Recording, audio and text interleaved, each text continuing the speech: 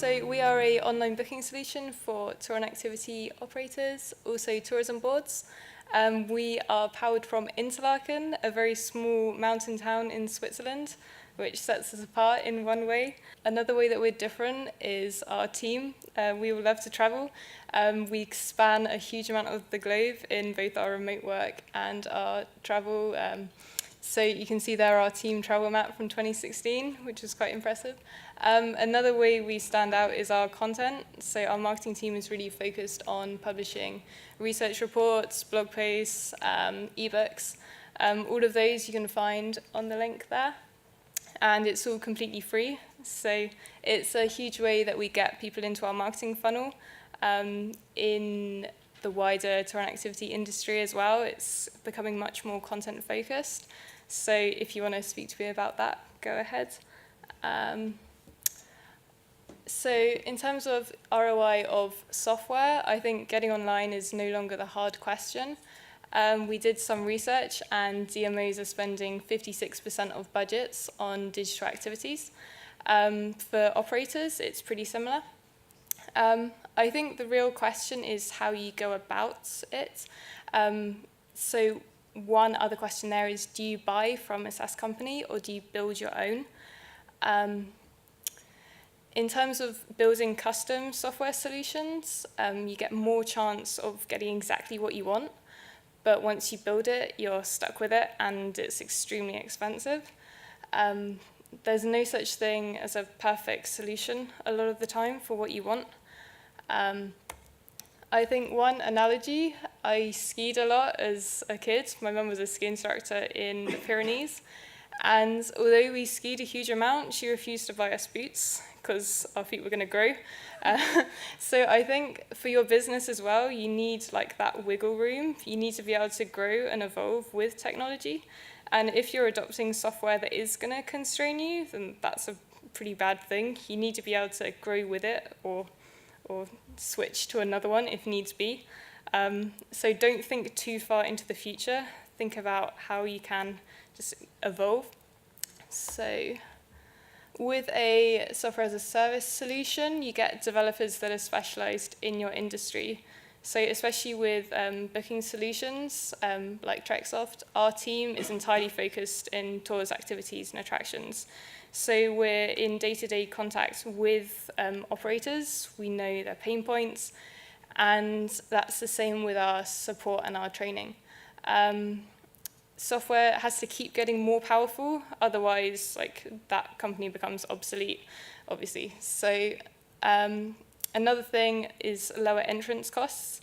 If you think about buying a booking solution, you could maybe get an enterprise system for $5K a year. That's the equivalent of like 5 days of developer work. So anything that you build, like just think about that. It's a huge investment to build something yourself.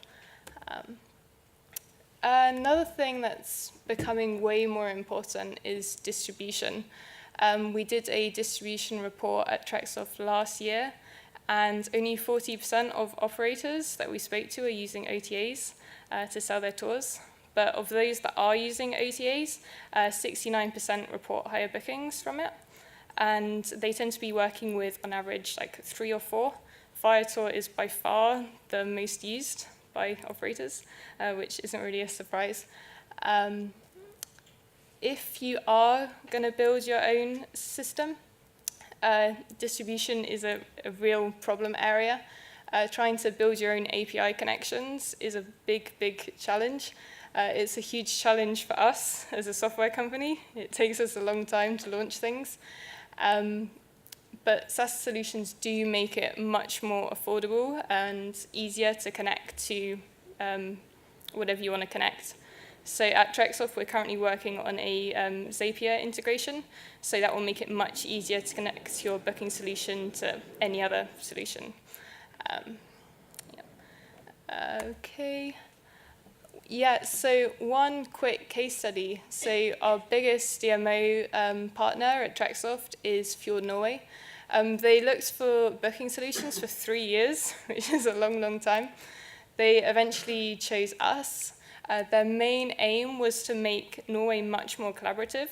They wanted to act as a marketplace and resell their operators' stores.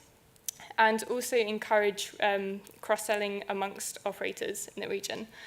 And that has paid off, luckily. So nearly 2 years later, up to 100 suppliers, 5 local DMOs are all using TrekkSoft. So having the same booking solution makes it really easy just to collaborate better and distribute amongst themselves. So that's a good example. They're also really, really focused on marketing experiences, which is another thing that we've put a lot of research into. And the DMOs that are having a really experiential focus in their marketing, it's really paying off for them. Okay, so this is from Paul, actually. So once you decide that you want to invest in a booking solution, you can't just pick one. It might not be a perfect fit. And so TrekkSoft probably isn't perfect for a lot of companies, but you need to understand your requirements.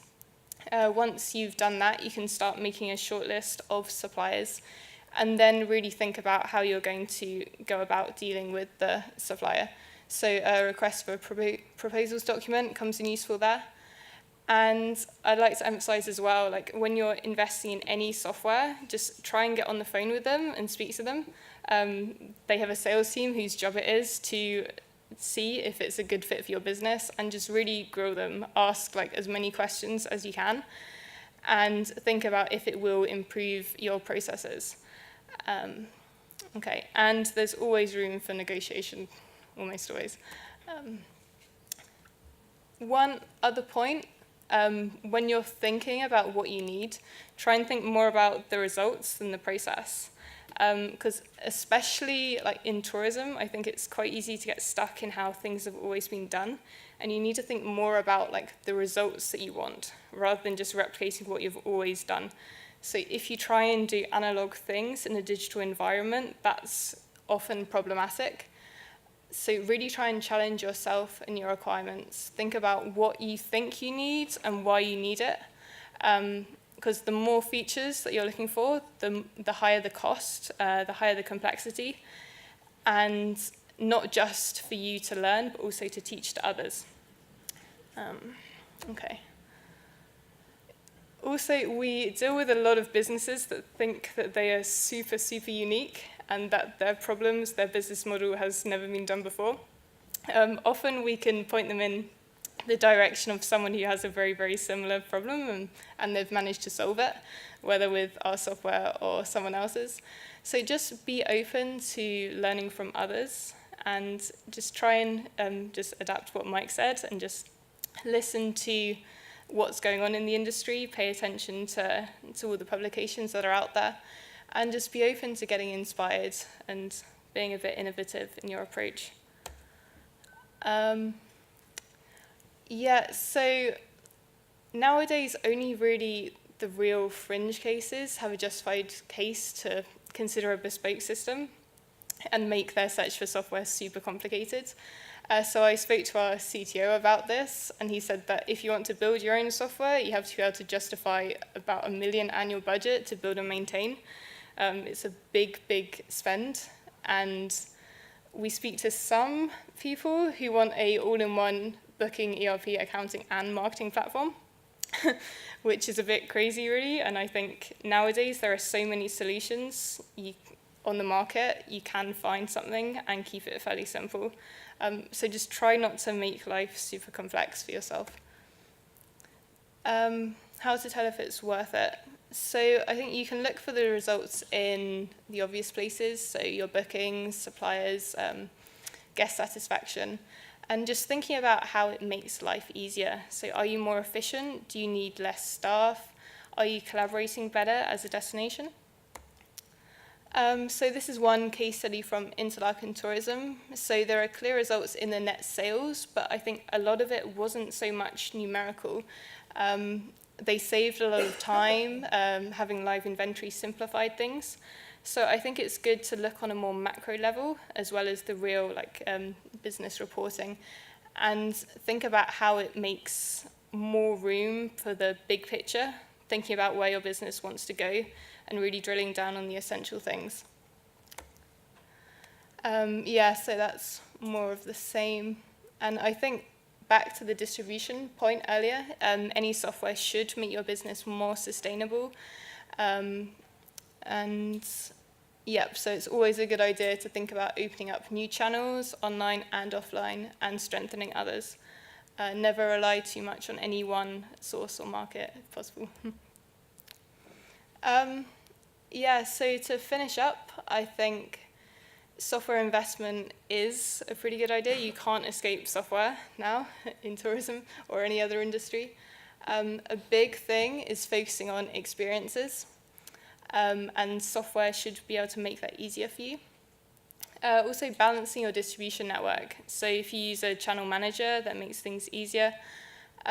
In-destination collaboration as well. If you're an operator, you should be on pretty close terms with your DMO and vice versa.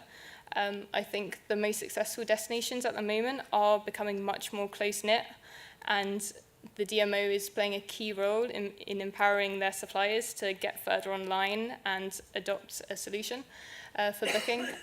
And you always have to be putting in the effort to stay relevant digitally.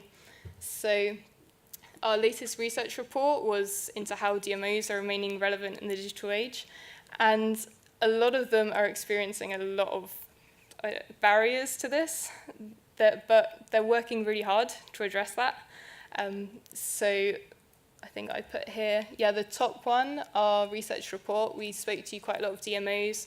There was Visit Oslo, Copenhagen, London, a few in the States, and a lot of them are doing really great work to get around the challenges that they're facing.